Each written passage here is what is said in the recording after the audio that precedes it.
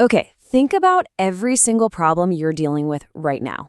The stress from your job, the fear of the unknown, that everyday anxiety, loneliness, your attachments, or maybe even the fear of death itself.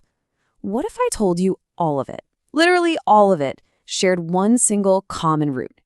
And what if the solution wasn't some cutting-edge psychological breakthrough, but a truth discovered thousands of years ago by a deeply mysterious sage? Well, welcome to this explainer, the Avadhuta Gita, and why you are already free. Today, we're not digging into complicated religious rituals or, dense, boring philosophical theories. We're looking at direct human experience, beautifully captured in an ancient masterpiece. All right, let's dive right into this, because this text is unlike almost anything else you'll ever encounter. Most spiritual texts, or even modern self-improvement frameworks, give you a massive, heavy to-do list. They tell you exactly what's wrong with you, what you need to fix, and this long, exhausting path you have to walk to finally become enlightened or happy. But the Avadhuta Gita, it doesn't teach you how to become enlightened. It does something totally different. It drops this incredibly shocking, radical paradigm shift on you. It says, you were never unenlightened to begin with. Just pause for a second and really take that in. It turns literally everything we know about self-improvement completely upside down. It's basically saying there is absolutely nothing you need to become, only something false that you need to stop believing. Now, if that sounds unbelievable, well, that's exactly why we're unpacking it today. Because if this ancient text is right, everything we currently believe about ourselves and our struggles might be totally backwards. To really grasp this radical idea, we first need to look at the guy who authored it. Section 1. Who was sage Dattatreya?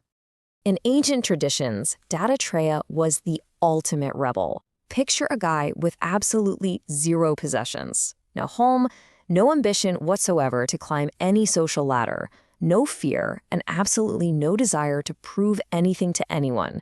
Yet he had a wisdom so profound that powerful kings would literally track him down just to ask for his advice. Scholars couldn't defeat him in debates. Legends even claim that wild animals would just sit peacefully right beside him. He represented the absolute peak of inner freedom. But here's where his story gets super fascinating.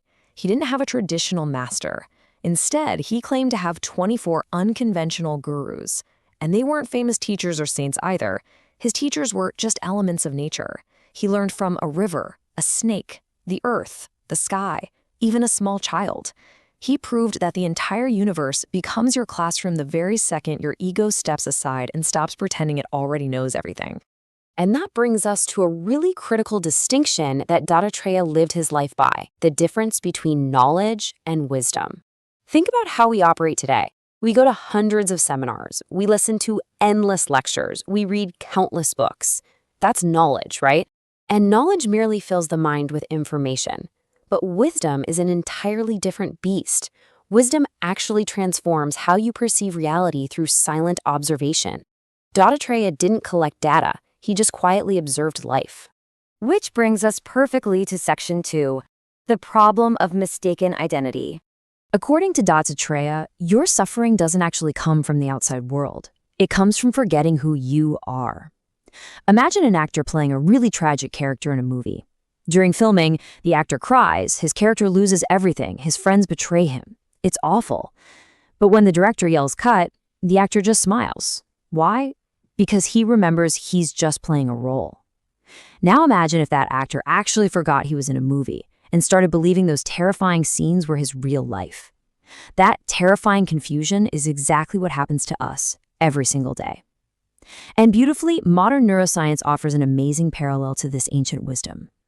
Neuroscientists tell us that the self you experience isn't some fixed physical object inside your head. It's an ongoing, constantly shifting process created by brain networks, what psychologists call the narrative self. Your brain is constantly constructing this false, changing identity out of your thoughts, your body, your emotions, and your memories. And we mistakenly think this constructed story is who we really are.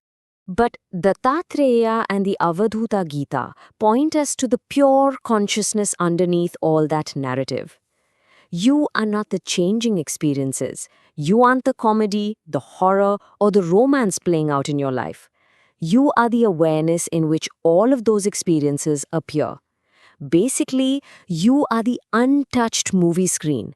No matter how fiery or dramatic the movie gets, the screen itself never burns, it never changes, and neither does the deepest part of you.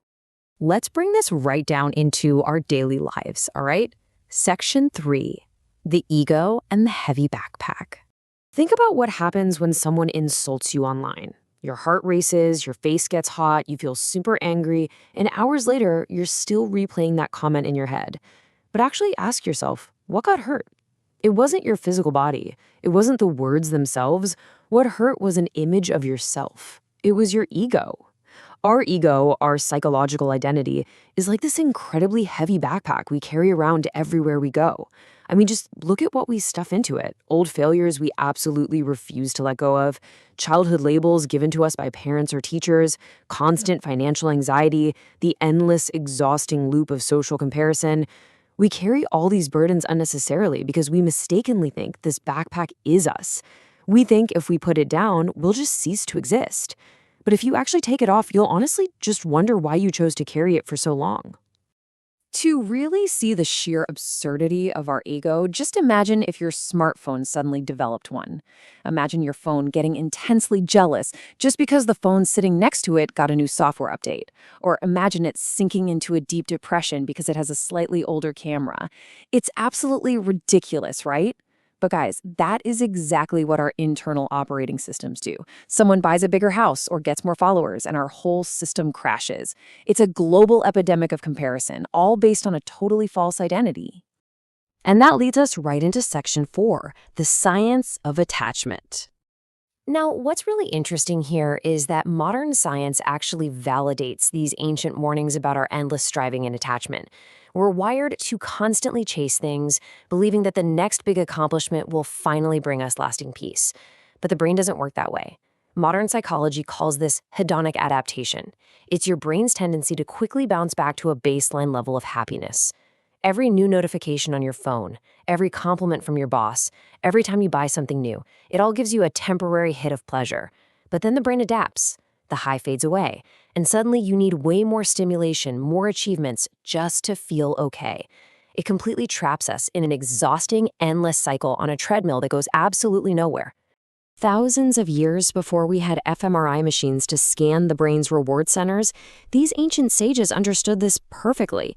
They taught that trying to find ultimate freedom by fulfilling every single desire is like drinking salt water.